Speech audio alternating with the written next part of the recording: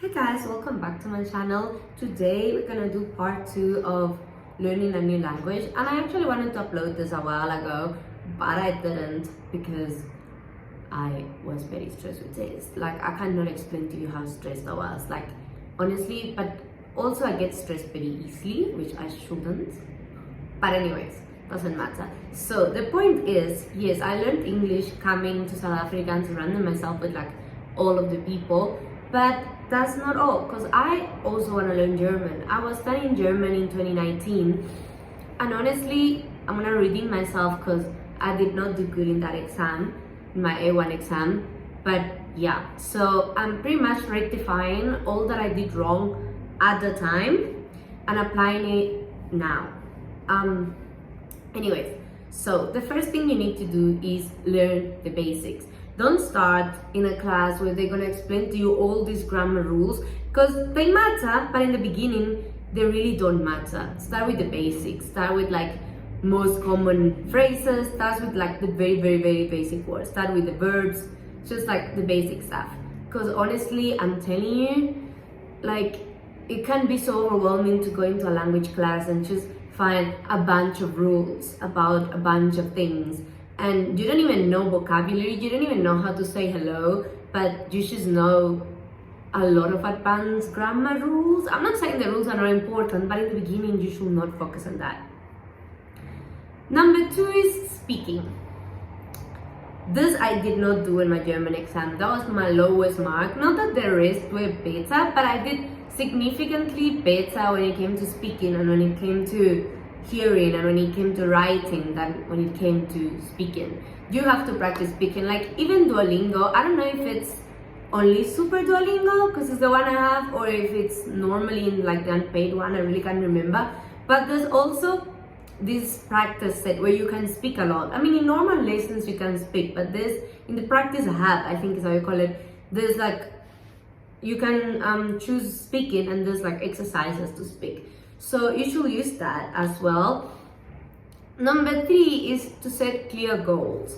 You can't just be like, I'm gonna be fluent in German by next year December, because yeah, it's a good goal, but it's just too vague. And honestly, when you have vague goals, you either just don't work on them and keep pushing them for like later, or you do work on them but you get very overwhelmed because like there's just like no clear measurements. So for example, what I'm doing now with German is that in 1 week I'm gonna study a verb, like this verb, and you know the conjugations of that one verb, because in the A1 exam they do ask you for like, I think 3 or 4 verbs, and I'm gonna know this. Then the next day I want to learn 10 new words that are in the A1 curriculum. Then I go and I learn those 10 words in the A1 curriculum. You know, set clear goals, clear small goals every day. Honestly, consistency over quantity, because what's gonna happen if you study before the exam, or if you study like 5 hours in one day, then you're gonna burn out, and then the next day you're just gonna feel so bad, and you're just gonna feel lazy, and you're just gonna have kind of this negative feeling and this negative connotation about learning the language, and it shouldn't be a negative experience. It should be actually fun and enjoyable. So yeah, that's a no-no. Rather, like what I'm doing, or what I did, because I'm not doing that small every day, is that I will do 1 lesson, then the next day is in Duolingo, for example, the next day I will do 2 lessons, and I'll keep practicing. And with the streaks, it's also very good because like you have at least 1 lesson every day, and then you're motivated to kind of keep your streak. Because honestly, the one day that you slip up and you don't do your lesson, then it's just gonna become more difficult to pick it up again the next day, and it's honestly not what you want. You actually want everything to go smoothly. You want to get used to it. You want it to feel natural to you to just go and study a language, not something that's gonna be like, oh, can't believe I have to do that again. You know, you just want something. It's like the people that go to the gym very often, it just comes natural to them. It's something that's like their second nature. They don't feel well if they don't go to the gym. So if you make this a habit and you're consistent, you're literally physically gonna feel bad one day that you don't practice. And like I say, rather 5 minutes in a day than 5 hours in a day, because then you're not gonna, like, if you do 5 hours again, you're gonna burn out, and then the next few days you're not gonna do anything. You're just gonna feel really bad about it. Mind you, if you do 5, 10, 15 minutes, you're probably gonna learn a few new words, you're gonna have some practice, and you're gonna feel better. You're gonna go to bed at night knowing, oh, I did my German today, or whatever language. I'm just saying German because it's the one I'm doing. Keep a language journal. What I'm doing now is, because obviously some things come easier to me than other things, so I am writing down all the things that are difficult, like all the verbs that I'm struggling with, because I'm in that part with like we're doing the verbs, and all those things that I find really, really difficult. And I try to say it by memory, but they're still in my journal. And that's just a reminder I have for when I study for the exam, or for when I want to study, to target my weaknesses, to just be like, okay, I need to focus on this. Because sometimes we practice, especially with, again, in apps or reading something, and we just focus on the things that we know. And yeah, it's good to refresh our memory in the things that we know and come easy to us, but a language journal, because trust me, at least in the German AY exam, those things are when you're gonna lose points. So just keep a language journal with like all your weaknesses and practice them more often. Try practice them without looking. For example, when you write things down in your journal, move the page, and then on the other page try and write it, and then compare the 2 pages and check where you made a mistake, because writing is very important, at least again for that exam. Like I didn't do well I didn't do well in anything, sorry, but like in writing, it wasn't my specialty. But anyways, so just do that again until you know that you can write that word by heart, and that you're not doubtful or like stressed about what to write and what letter goes where, like until you can spell and write that word as it is. Try spelling them in the language as well.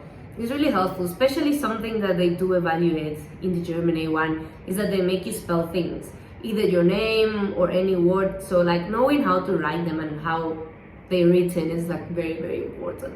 So just practice writing that way. Write them in your journal, then move the page, then try and write them without looking at the correct spelling, and then correct yourself until you get them right.